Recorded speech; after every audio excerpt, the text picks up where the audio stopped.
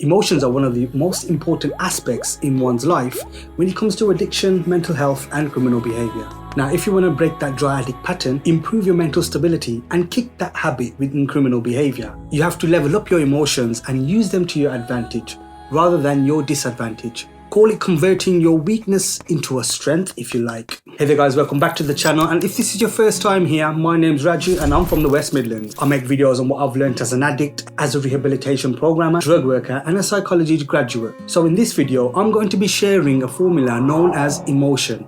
It calls energy in motion.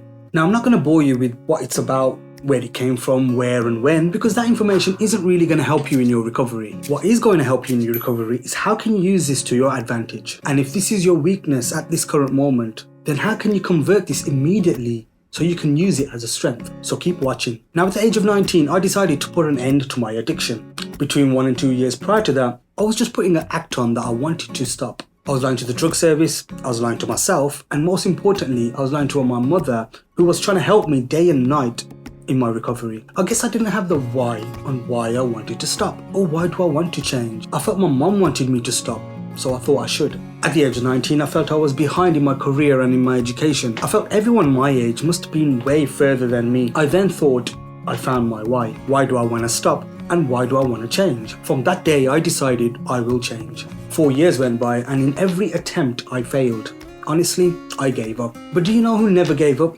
My mother. Because she was using the formula emotion. She had her energy in motion far better than I did. When it comes to yourself, you might take things very lightly. In terms of my education and my career, I took that lightly. When you feel you're in trouble, you might not even know what to do. But when it lands on a loved one, maybe a son or a daughter, a father or a mother, whoever you love, or whatever you love the most, then this runs on emotion and you gain this obscene amount of energy. It's not fight or flight then. The response then would be just fight. It's weird how we can go to the extreme for a loved one. But when it comes to self-love, and when I mean by self-love, I mean the real self-love, the self-love that's more long-term and not indulged in short-term pleasures, because that's not self-love. Loving yourself in the long term and the actions you take to keep you fit and healthy for the future. Looking at your physical health and your mental health for the future is the real deal. But when it comes to yourself, you can't go to the extreme sometimes. Now, you can keep setting goals all day long, but without asking yourself, why do I want this? And without you knowing the why, it becomes impossible. And sooner or later, you tend to give up. For this to become possible for you, you need to take action. And for action, you need emotion.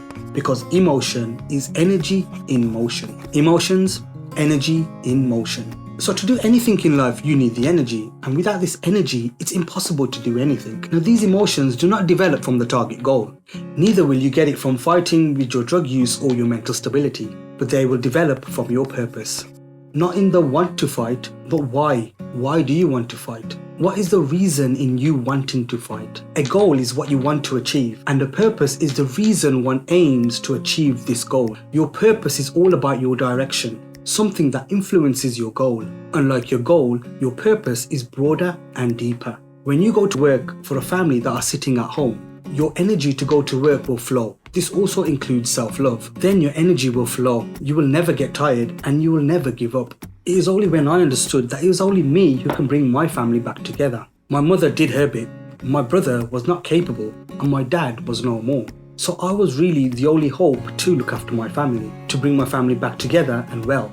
And believe it or not, I did succeed. I took away the misery that me and my brother developed in my mom's life. I helped my brother to become drug-free, and I decided to take over from where my dad left off from. That became my why, and I did feel this obscene amount of power. I found the opportunity in my crisis. I began to see things differently. I began to feel more responsible. I had developed a purpose. You might have been advised that you should do it for yourself and not for anyone else. Now, that is the correct advice if you're just doing it because someone else is telling you to do something. But when you're doing it out of love for that person, that will also help you in return. In this, you're not doing it for them, you're doing it for the love that you have for them, which in return you'll be able to help them and yourself. The why I want to stop is really important. So firstly, ask yourself, why do you want this? Why do you want to change? When you ask yourself the why, you'll begin to understand the purpose on why you want to take upon this action. Relate this emotionally and you will succeed.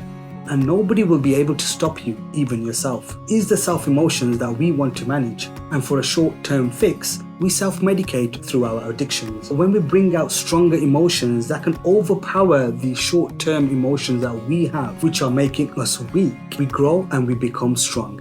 And then there is no stopping us. I'm going to be leaving you with a link below from last year in Good Morning Britain of a man who fought 3 armed robbers using emotion equals energy in motion. I don't advise anyone to use that sort of violence unless it is self-defense. If you want an extreme example, then please click below in the description section and watch the clip. This clip does consist of violence. Until next time, my friends, see you in my next video. Believe, stay strong, and accept what is rather than what is not.